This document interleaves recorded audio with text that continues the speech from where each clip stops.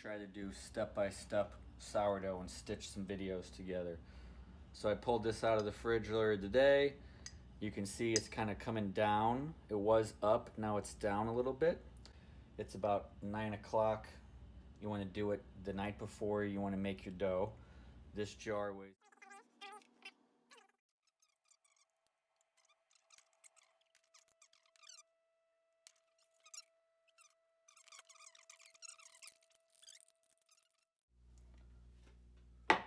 less than half because it's going to go up to about this far by tomorrow morning. Don't put a jar lid on it because it might pop. That's why I use the saran wrap. That's it. See you in the morning.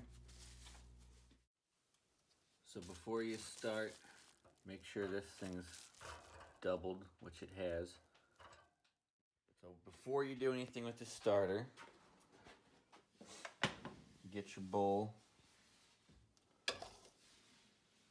You zero it out, and we're going to do 1,000 grams of flour, and then we're going to do 770 grams of water, which is 77% hydrated. And you want to use some all-purpose flour and wheat flour, 2/3 all-purpose, 1/3 wheat. So I'll do about 650 of the white all-purpose.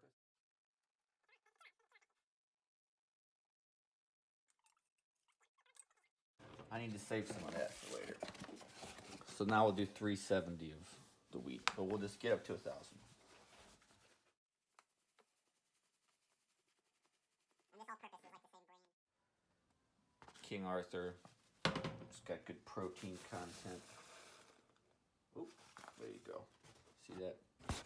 13%. That's good. So that looks like a lot, which it is. And then now we're going to add 7.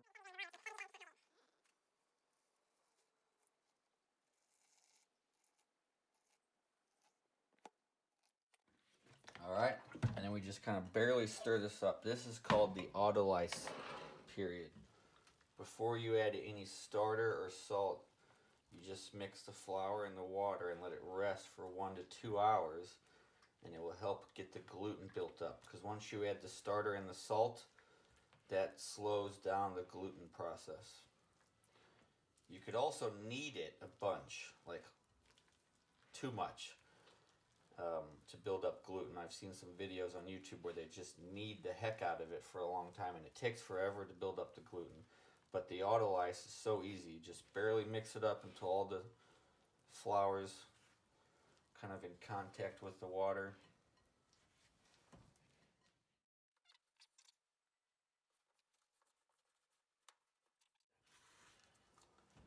And again, this is for 2 loaves.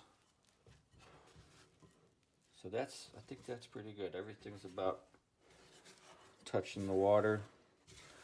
Cover it with saran wrap, or I like to actually just use a damp towel. Damp tea cloth is what it's called. Keep it nice and moist. And you will see, look at this. Right now, if you pull it apart, there's nothing there. We'll see in 2 hours. All right, so it's been 1.5 hours. You could do this for 2 hours if you want. My tea towels are in the wash, so I'm using saran wrap. Always have wet hands. Get your hands nice and wet. So look at this already. The gluten. You're getting there, but it's still ripping. So at this phase, after it's autolysed for 1.5 hours, put it on the scale, zero it out, and we're just going to add the starter for now. 150 grams. Look at that. Yeah, so there she is.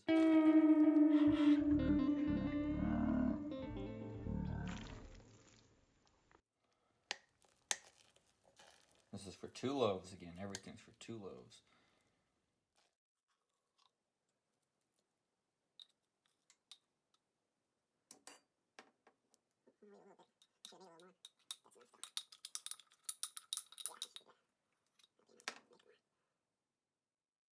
Perfecto.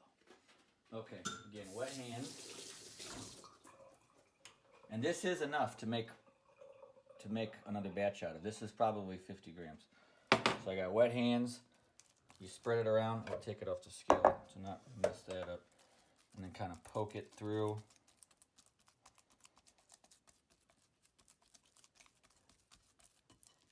And then start incorporating it.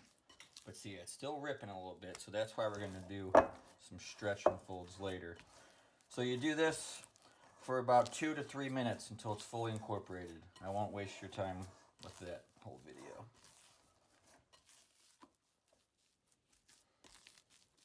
So this is about the process. It's more like a lift and knead, but you can see like the starters kind of evenly distributed throughout it.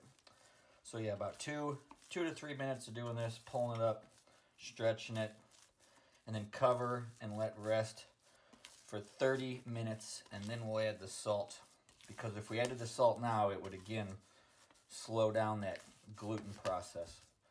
So you want to give the dough and the water and the starter a little time to just kind of hang out. And see, this is wet. This is why we don't do this on the counter just yet. Why you want to have it in the bowl. And why you want to get your hands wet before you go in. Alright, so 30 minutes and then I'll put the salt in. Time to add the salt. We've had 30 minutes with just the starter in there. 20 grams of salt, 2% of your total flour weight. Again, this is for 2 loaves of bread.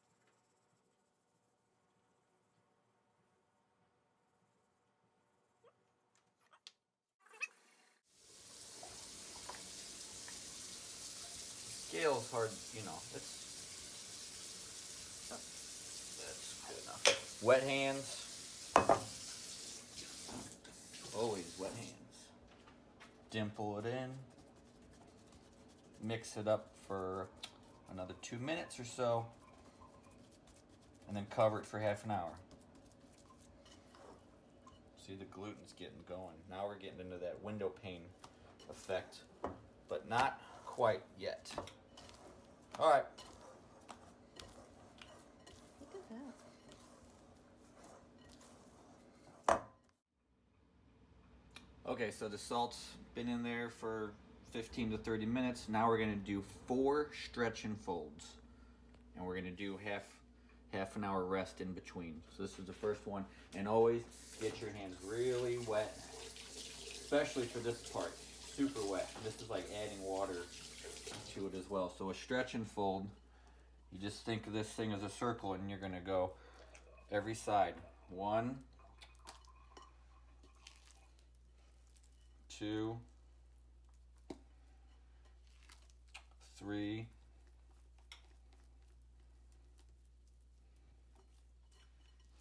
and 4. And you see this is called the window pane effect. It's getting better. And you really don't want to rip it during the stretch and fold. You just want to go at least 4 times around. And then I like to do maybe just another 4 folds, but not so much stretches. Because you don't want to rip it. The gluten's developing.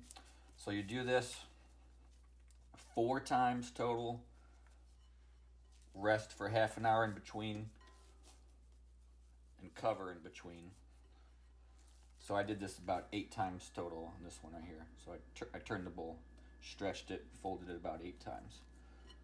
Cover it, wait half an hour. That's number 1.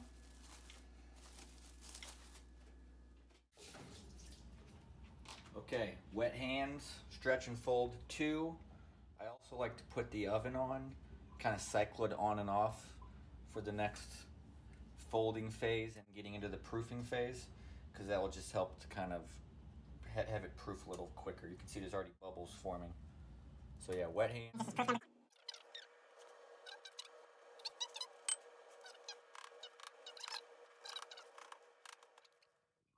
Getting some good gluten development.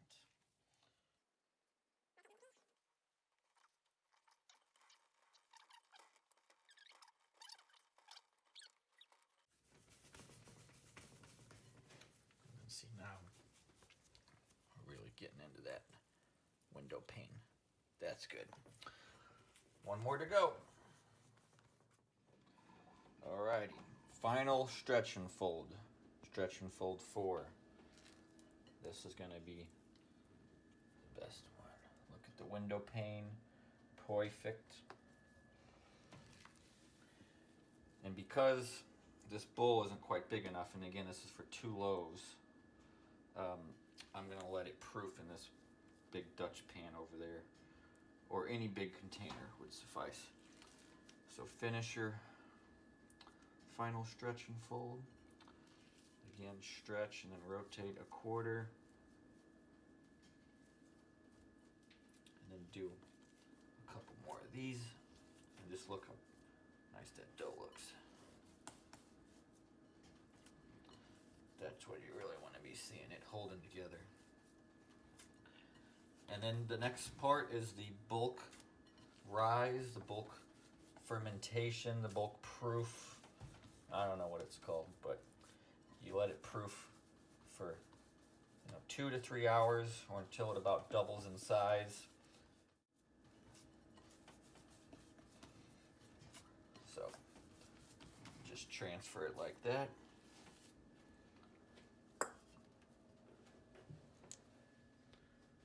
Cover that with your moist towel, and we'll come back in 2 to 3 hours.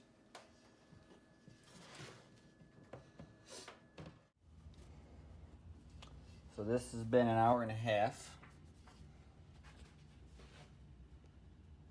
It's kind of hard to tell in this pot if it's doubled in size, but I can tell it's gotten a little bigger. Some bubbles forming. We're going to check back on it in another hour or so. Remember, we're looking for a 2 to 3 hour total proof, and it's only been an hour and a half. Clean your work surface.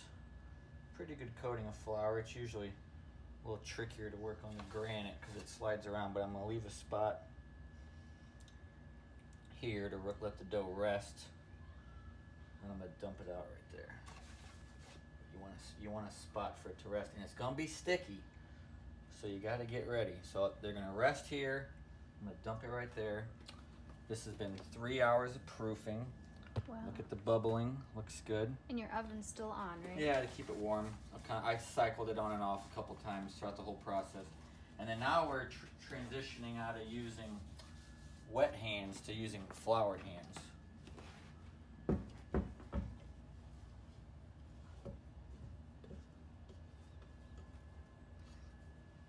And all we're doing now is we're pulling it out, cutting it into 2 pieces. You can actually smell like the fermentation going on here. There you go. Pretty much got it all out, but you can see definitely how sticky it is. Oh yeah. And it's got some life to it. So you can wet this for the cut. And I'm just gonna cut it, eyeball it, cut it right in half. For my 2 loaves.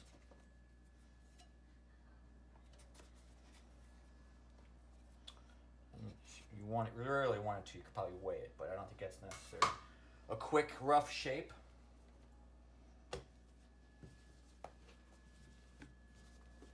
Something like this. The inside's super sticky. You want to keep that so it really holds.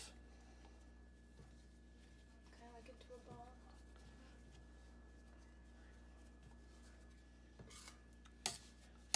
Couple turns. Let it rest half an hour. Do the same to this one.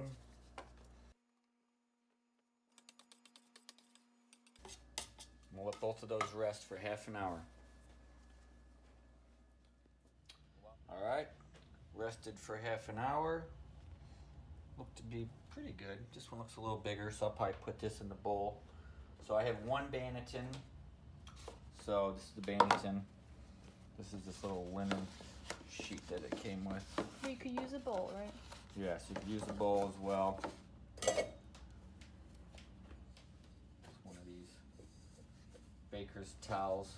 And the trick is, because that's wet dough, you gotta coat them in flour. I have rice flour is much better at this because it's finer and you don't need as much.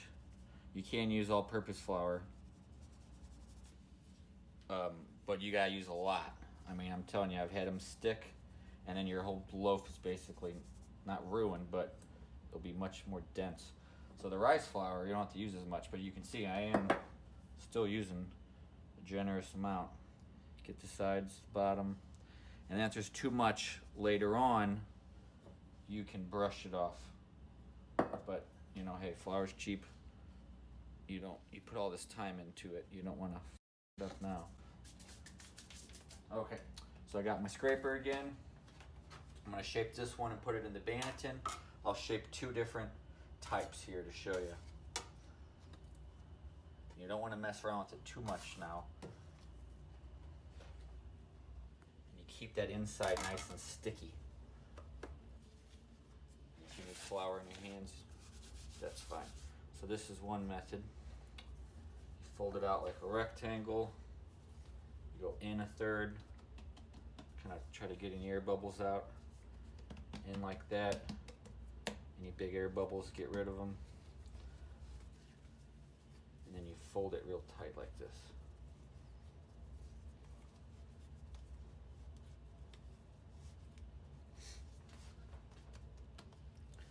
With these ends, you just kind of tuck them underneath, and that's why that stickiness of the dough is important.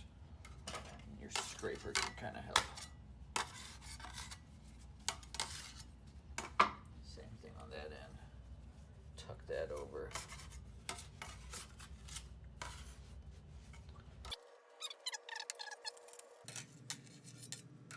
And then if you want to put some sesame seeds on it, you gotta go like this.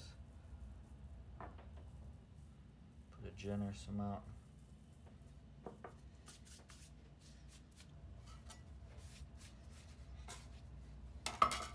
Roll it. Drop it in your banneton. Upside down. Upside down, yeah. Sesame side down. And then you put your rice flour around the edges again.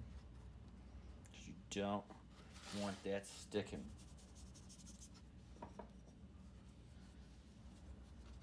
And that's it. We'll cover that with plastic wrap nice and tight.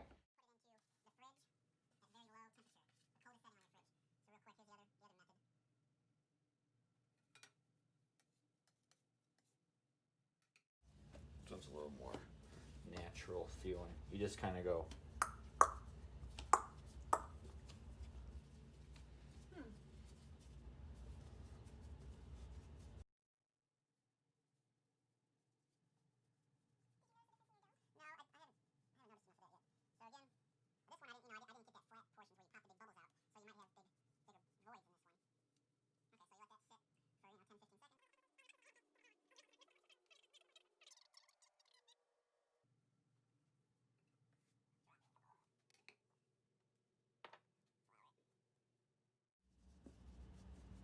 And you can kind of flour the top too so it doesn't dry out. And you wrap them tight with plastic, put it in a really cold refrigerator, let them proof for overnight, 12 to 14 hours. I like to let them sit at room temperature for 15 minutes, then put them in the fridge. And then we'll see in the morning. You could let them proof for 2 to 3 hours and cook them at room temperature, but you won't get as good of an oven spring out of them. So we'll see in the morning. Butcher paper.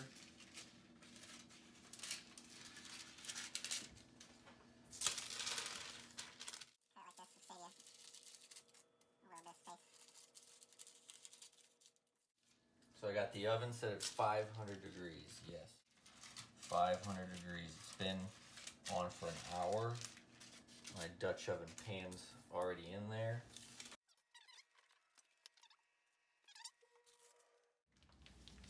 Semolina. Remember, this is the bottom. This is why it's important to have the butcher or the this paper, whatever this paper is called. It's early. Paper.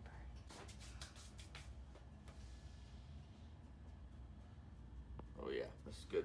Okay, so you get your knife ready. So you look for a bounce back. Yeah, it's called a proof test. It's fine. Poke test. Here, so I got my lame to cut my brush off the excess flour. Get your butcher's paper.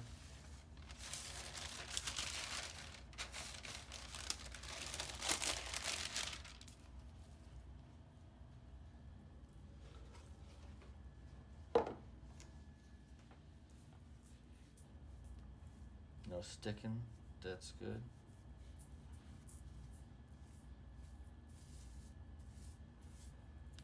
Because it's nice and cold, this has been held together.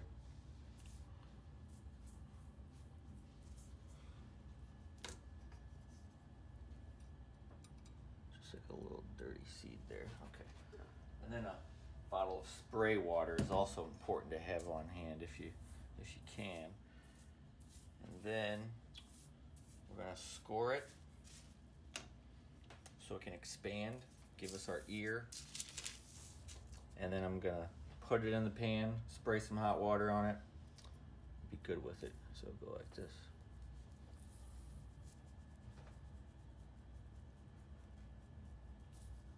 And then sometimes I like to go like this.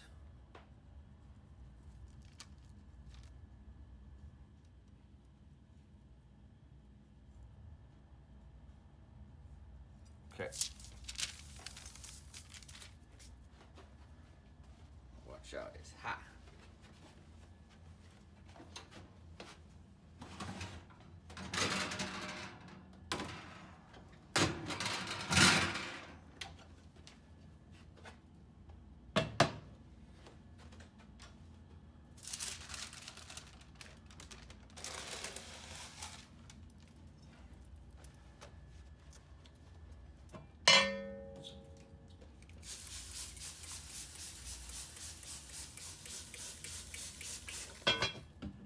Steam will stop the crust from forming. Allow that rise to get going. So 20 minutes at 500 degrees. All right, here we go. Let's see this spraying. But first I want to get it on this.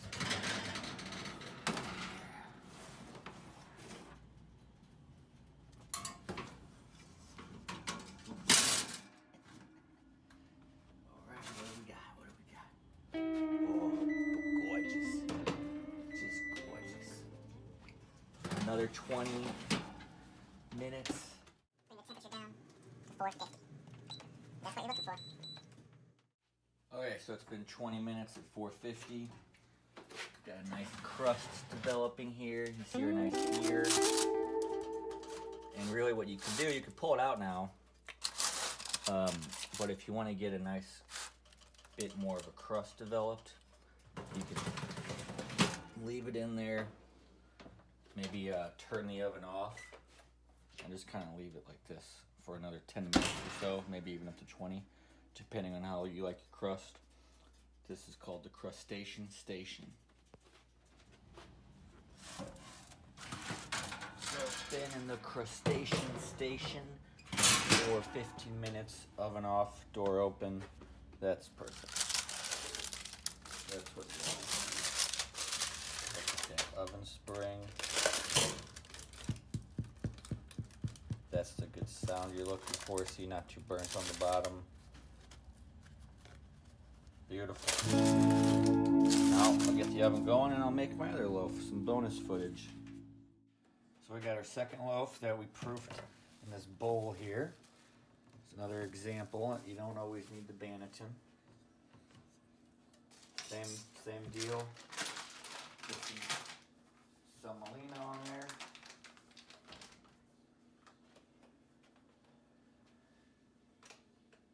Get a nice crust on the bottom.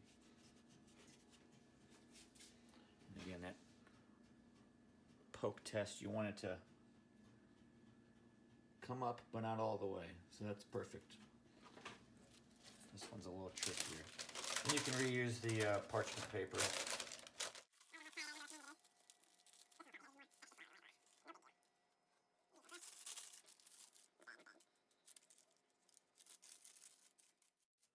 A little more round, as you can see. Keep that sesame on that side. Start there.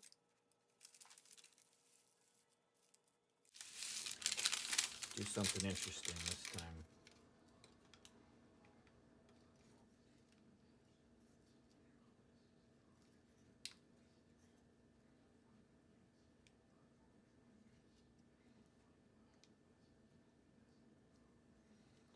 No idea how this will turn out.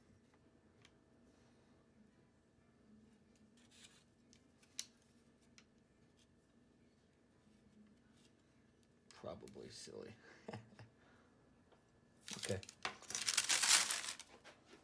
You want to get that in quite quickly, and again we're going to mist it with water. For some reason I called it hot water last time. It's just room temperature water. Don't know why I said that. Again, preheated to 500. That was in there for about 30-40 minutes. Drop it in. And then just some room temperature water. Get a lot of moisture in there.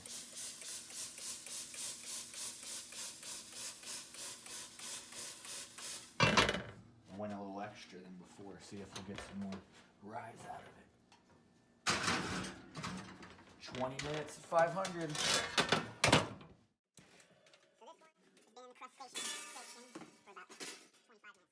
Out of it.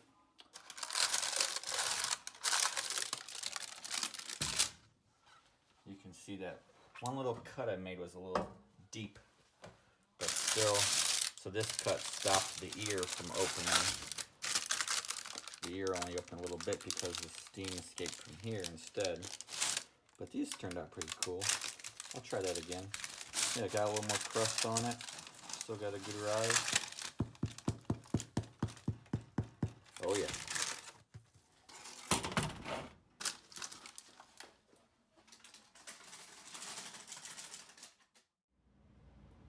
Alright, so we gave one loaf away. Now we're going to cut this bad boy open and see the crumb. Waited about 3 hours to do this. Good crust. What we got? Oh, that's nice.